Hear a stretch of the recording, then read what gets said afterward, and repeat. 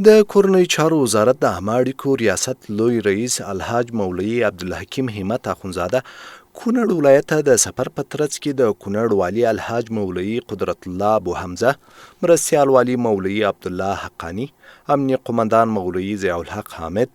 او یو شمېر مسؤلینو سره ولیدل. په ناسته کې بېلابېل تبلیغاتي توکي د کورنۍ چارو وزارت له لوري یاد ولایت لپاره په نظر کې نیول شوي وو. د کونړ والي او امنیه قمندان ته وسپارل شول. موږ یو پروګرام او برنامه داسې جوړه کړله چې موږ ولایاتو ته سفرونه وکړو او هلته هم 2-3 هدفه دي. یو هدف دغه ده چې موږ هلته قمندان صاحبانو، والي صاحبانو، ملګري او مجاهدین دغه ووینو. له هغو سره هغه مرکزي پالیسي چې موږ کومه د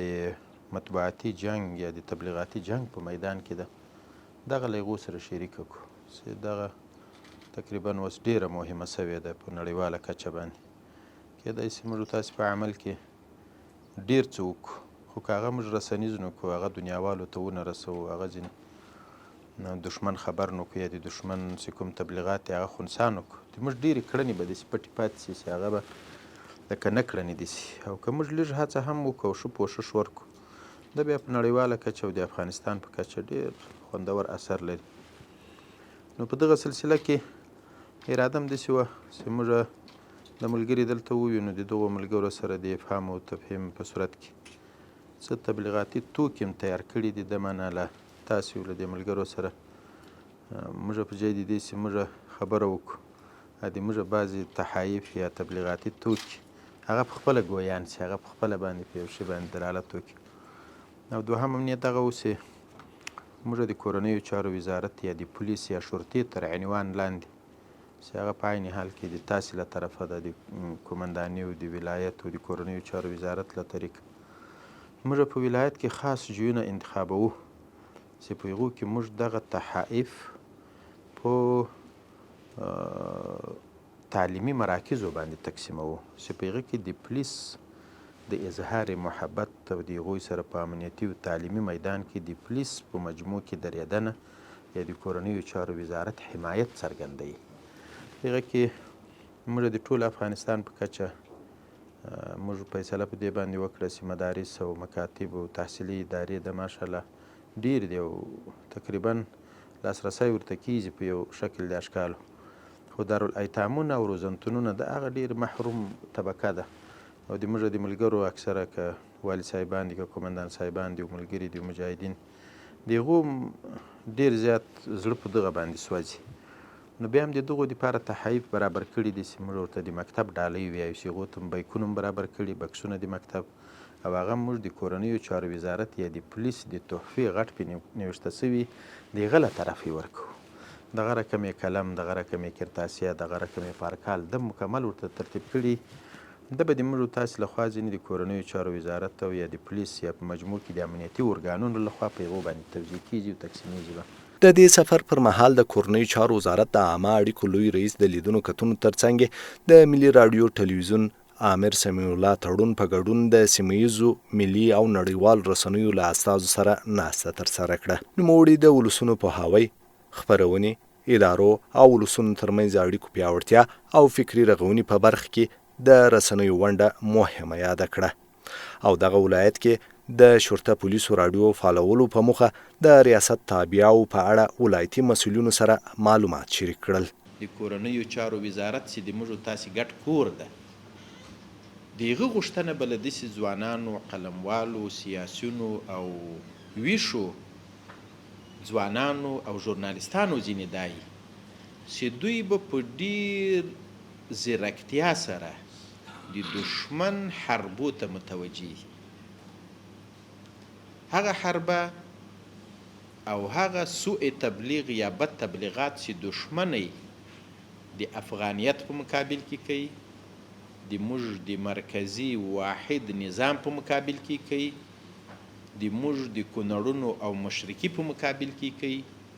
د ولسونو او نظام په مابین کې د تفرقې د ایجاد کوشش کوي. د دې دفاع په سنګر کې به دغه ځوانان خپل قلم خوځوي، خپل فکر به جوړوي، علیا منافع به په نظر کې نیسي. ناخوالې به یي. په پښتو کې یو متل د ویلسلو شي کړه پخیزي. دلته چې 2 لاوډ سپیکرې سي یو به خامخا کرنګیزي. څه به نظام، څه به ولس کړنې ترسره کوو، بیا به په مجموع کې موږ او تاسې د افغانستان له علیا منافعو، د افغانستان له حدودو، د افغانستان له سرحداتو، د افغانستان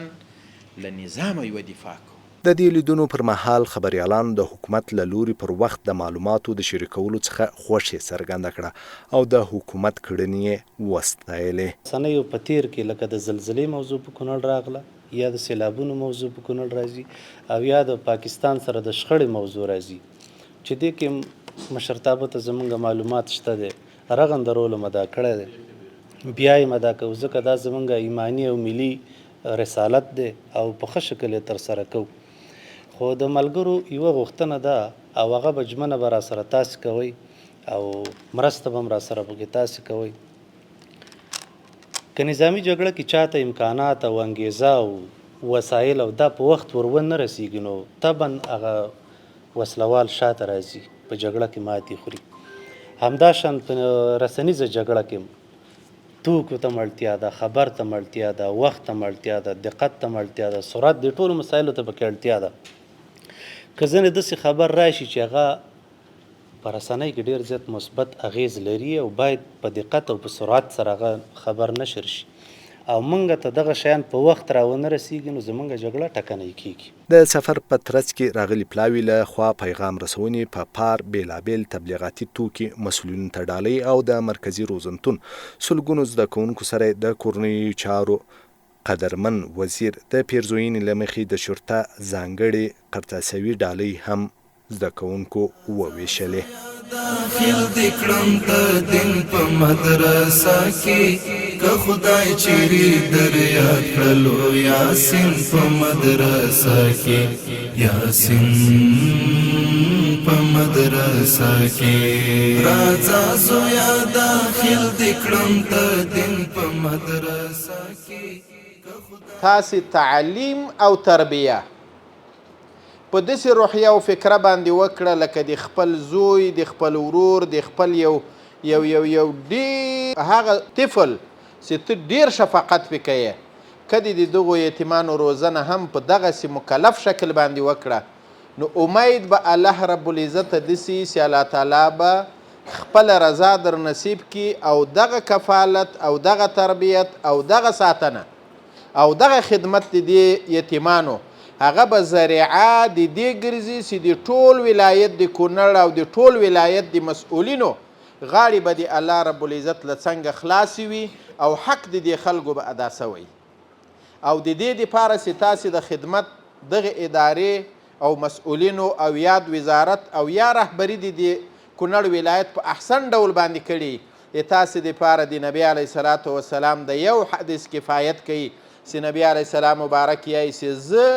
او کفالت کوونکی د یتیم، تربیه ورکوونکی د یتیم، اعاشه ورکوونکی د یتیم، فکری اعداد ورکوونکی یتیم ته روزونکی او ساتونکی د یتیم به که هاتین فی الجنه ګوتې مبارکې ونیولې چې زه او کافل د یتیم به کفالت کوونکی د یتیم به په جنت کې داسې وي لکه دغه 2 ګوتې یعنې سره یو ځای به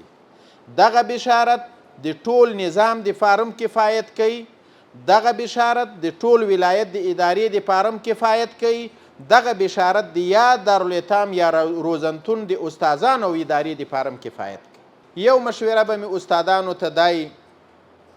چې الله رب العزت په قرآن کریم کې هر ځای ذکر کړی، یتیم عام ذکر کړی، په احادیثو کې چې هر ځای د یتیم فضیلت او ذکر او د کفالت فضیلت راغلی ده، ذکر د یتیم عام ده. یتیم بما هو یتیم، د ما او د تا غاړې ته رالوېدلی، د نظام غاړې ته رالوېدلی، له تیرو جنګونو ناخوالو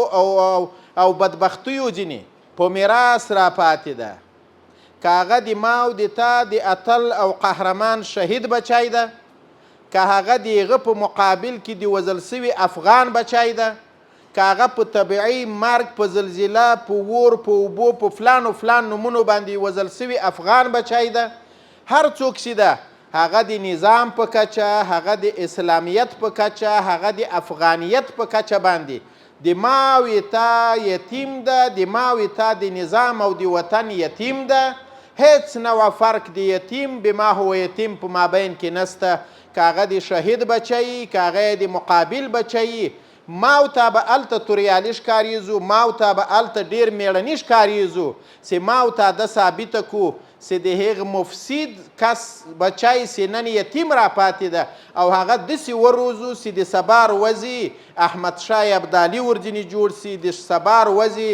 سبا ورځې دپاره د ما او د تا د کونړونو تاریخ ساز ورځنې جوړ شي او د ما او د تا د معرکو او د جهاد او د وطن د جوړونې اتل ورځنې جوړ شي. په یاد ناست کې د کونړ امنیه قمندان د روزنتون زده کوونکو ته ویل چې زده کړې وکړي ترڅو د خپل هیواد راتلونکی روښانه کړي. دغه ماشومانو ستاسې دلته اوس